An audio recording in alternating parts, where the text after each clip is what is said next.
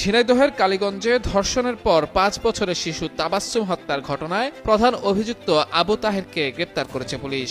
উদ্ধার করা হয়েছে হত্যাকাণ্ডে ব্যবহৃত লুঙ্গি ও নিহত শিশুর ব্যবহৃত স্যান্ডেল। শুক্রবার দুপুরে কালীগঞ্জ থানায় সংবাদ সম্মেলনে পুলিশ জানায়, বৃহস্পতিবার দুপুরে শিশুটির মরদেহ উদ্ধারের পর তদন্ত শুরু করে পুলিশ। প্রাথমিকভাবে নিশ্চিত হওয়ার পর প্রতিবেশী যুবক আবু তাহেরকে কুষ্টিয়া থেকে গ্রেফতার করা হয়। পরে তার স্বীকারোক্তি অনুযায়ী উপজেলার রায়গ্রাম এলাকার চিত্রা নদীর তীর থেকে শিশুটির ব্যবহৃত একটি স্যান্ডেল ও নদী থেকে হত্যাকাণ্ডে ব্যবহৃত সিলন টি রপ্তানিতে শীর্ষে লুঙ্গি উদ্ধার করা হয়। এর আগে বৃহস্পতিবার বিকেলে নিখোঁজের একদিন পর বিদ্যালয়ের সেপটিক ট্যাঙ্ক থেকে ৫ বছরের শিশু তাবাসসুমের বস্তাবন্দি লাশ উদ্ধার করা হয়। এ ঘটনায় রাতে অজ্ঞাতদের আসামি করে কালীগঞ্জ থানায় একটি হত্যা মামলা দায়ের করেন নিহতের বাবা।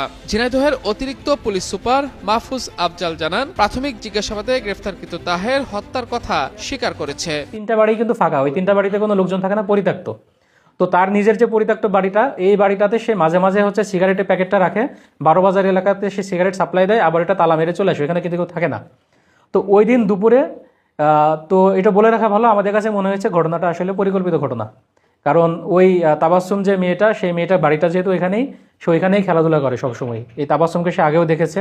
তো আমরা যখন বাড়িতে কথা বলি তখন ভিকটিমের মা এবং বাবা বলে যে এর আগেও এই মেয়েটা হচ্ছে তাবাসসুম যে বাড়িতে কোনো সময় চিপসের প্যাকেট, কোনো সময় জুসের বোতল এগুলো নিয়ে আসে। তো ওরা প্রথমে খোঁজ করার চেষ্টা করেছিল এটা আসলে কারা। আমরা আসলে প্রথম দিকে আমরা জানতে পারি না এই কাজটা কে করতো। মানে একটা বাচ্চাকে একটা চিপসের প্যাকেট দেয়, একটা জুসের বোতল দেয়, এটা কেউ কেউ না কেউ তো দিচ্ছে, কিন্তু আমরা এটা জানতাম না, তারাও এটা জানতো না, ফ্যামিলির লোকজনও জানতো না। আমরা এটা পরবর্তীতে আসলে অনেক ওইখানে আশেপাশে যতগুলো দোকান আছে সবাইকে জিজ্ঞেস করি, কেউ বলতে পারে না। তো পরবর্তীতে আমরা তারপরেও হচ্ছে যখন লেগে থাকলাম, তখন ওই বাজারের ভিতরেই একটা দোকানে একজন বলল যে ওই অমুক দিন সে হচ্ছে এখান থেকে জুস কিনে নিয়ে গিয়েছিল, অমুক ব্যক্তির কথা বলে, এবং সে হচ্ছে মাঝে মাঝে এখানে আসে। যেহেতু আমরা অলরেডি ন্যারো ডাউন করে ফেলেছি, 5-6 জনের নাম আমরা পেয়ে গেছি, তো এই 5-6 জনের নামের ভিতরে ওর নামটা সে বলে আর কি। তো আমাদের সন্দেহ আরও ঘনীভূত হয়। তো আমরা দুপুর পরে বিকেলের পরে যখন আমরা জানতে পারি এই ঘটনাটা ঘটিয়েছে, তখন তার ঠিকানাটা আমরা কালেক্ট করি, এবং তখন আমরা জানতে পারি সে ফারাসপুর গ্রামে, সে হচ্ছে তার বাড়ি, সে এখন এখানে ভাড়া থাকে। পরবর্তীতে আমরা আমাদের টিম ফারাসপুর গ্রামে তার বাড়িতে হচ্ছে তার খোঁজে আমরা যাই। যাওয়ার পরে সে ইতিমধ্যেই ওই দিন সকালেই, মানে গতকালকে সকালেই, 26 তারিখ সকালেই সে কিন্তু কুষ্টিয়াতে পালিয়ে গিয়েছিল। এই খবরটা আমাদের কাছে ছিল না। কুষ্টিয়াতে তার আপন ভাই কুষ্টিয়াতে চাকরি করে।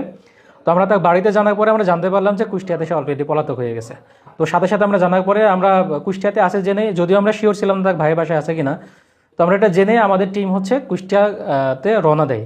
একই সাথে আমরা কুষ্টিয়া থানা পুলিশের সাথে যোগাযোগ করি এবং